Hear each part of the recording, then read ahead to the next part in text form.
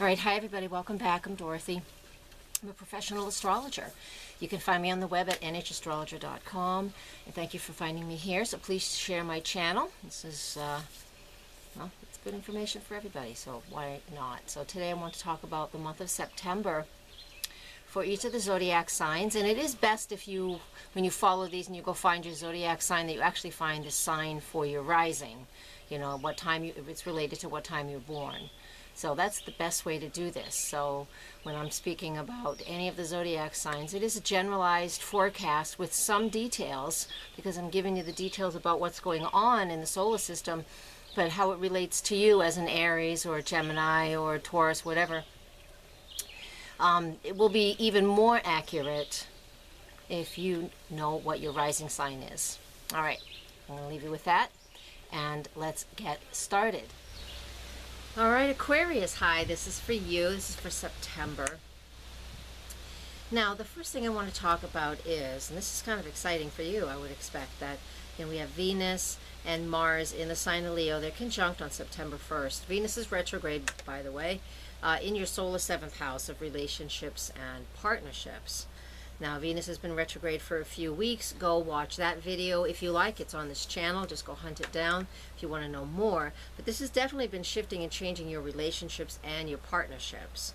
It can be business partnerships, but usually it's our love relationships when we look at the 7th house.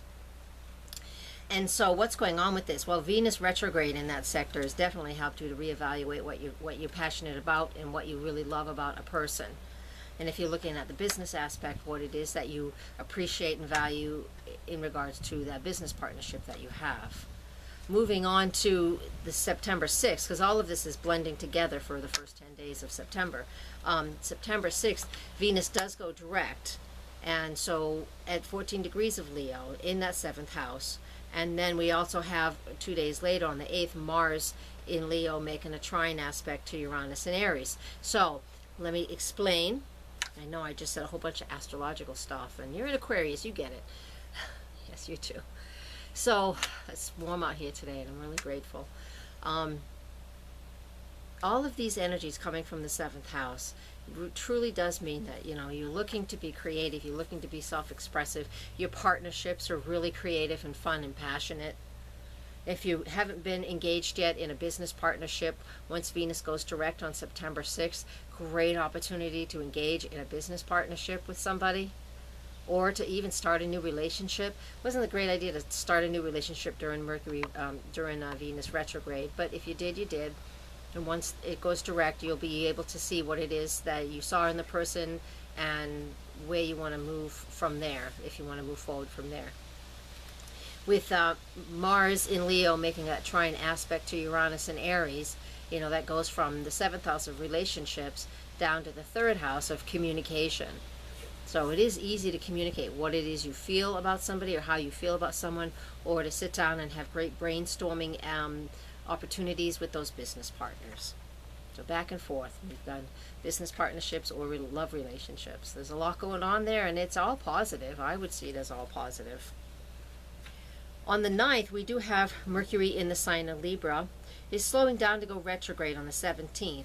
But on the 9th, it makes a square aspect to Pluto. So when Mercury is in Libra, that's the diplomat. That's somebody who always wants to keep the peace and keep, a very good diplomat. But when you're a diplomat, you only say what people want to hear or what you think they want to hear, so you don't hurt people's feelings and it doesn't cause any problems. But when Mercury in this sign squares Pluto, this is a tough conversation. This just means that you're going to be called to the table if you've been, lying too much or deceptive. You might be called to the table. All right, so just, what are you going to do about it? If it happens, it happens. So work it out. Because on the 17th, between the 9th and the 17th, Mercury is slowing down to go retrograde. And as it does go retrograde on the 17th, 2:09 p.m. in the afternoon, again in that solar 9th house of yours, what that explains to us and shows us, because the equinox is there too, that 9th house focus this month for 3 or 4 different aspects shows me that, you're thinking about your education. Do you have the balanced education that you need? Do you want to go travel so you can learn about others in other countries and in foreign cultures? You know, are you interested in becoming a teacher? Or is it time to, all these things that you've learned, is it time for you to be a teacher with those things? Those are all things that can be excited and brought to your attention. You don't have to do all of those things, but some of those things will come to your attention during the time that Mercury's retrograde. So go slow, think things through while it's retrograde, and while you work on that retrograde energy, you know, the best part of that is that you just get to contemplate and figure it out in your own head. It's a good way to use that Mercury retrograde in the 9th house. Reconsider what's going on.